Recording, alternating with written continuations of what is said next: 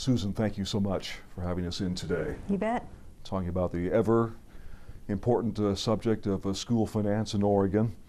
Now we have the state income tax, state lottery money, still some property tax revenue coming in, federal money of different forms, and Measures 66 and 67 voter approved from last year, and yet Oregon school funding is still an issue. Why do you think that is? It is. Well, you know, you have to go back to the 90s, the early 90s, when we decided as a state that we were going to change how we're funding our schools. And we went from our schools mostly being funded on property taxes to instead mostly being funded by the income tax. And the income tax is what Oregonians pay into the state coffers. So now the bulk of the funding and support for schools comes from the state. And when that shift happened, it meant that our public schools then had to compete for funding with the rest of the services that are paid for out of the state coffers, which is human services, public safety, and other programs that the state pays for. So over time, as we've gradually shifted to this different way of how we're going to support public schools in the state of Oregon, more and more reliance on state funding was essential for our schools, but then that competition has been, you know, there for those dollars. And we've had growing needs in our schools at the same time that that has been happening. And we've had a few recessions, a couple of recessions here in this latest Great Recession that had an impact on income tax revenue.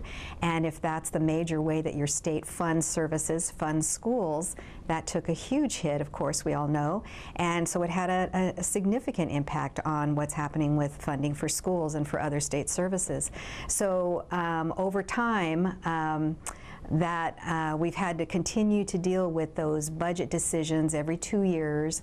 How much is going to be for schools, how much for human services, how much for public safety, and we've also had some ballot measures that have changed how we spend our state dollars. We've had ballot measures that have said we're going to keep more people in prison, and over the last 11 years we have doubled the prison population in the state of Oregon as a result of some of the measures that have been passed in our state. So that means more funding to house all of those prisoners, more funding to hire people to run our facilities, and so that competition for the state dollars continues to be, you know, more and more difficult for our schools.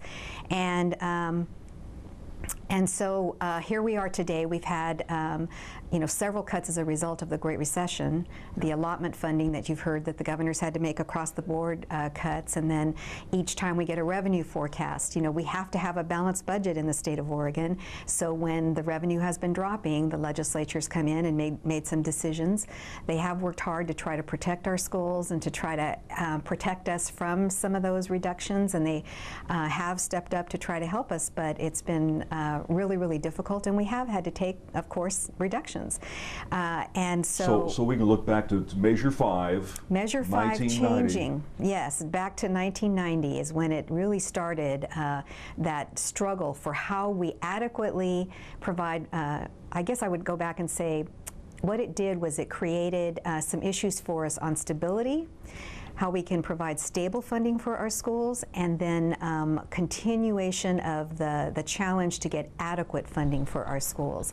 So both of those have been issues for us as we've been working on supporting our schools in the state of Oregon. And I would say currently we have Governor Kitzhaber talking about really working hard to try to address the stability issue and trying to make, he talks about a 10-year plan for how we can provide a level of funding that our schools can count on for over the course of the next 10 years, and that if we can accomplish that, we can at least try to address the stability issue for our schools, which has made it very, very difficult for them planning from year to year their budgets for how they support our students and how they deliver education programs in their districts.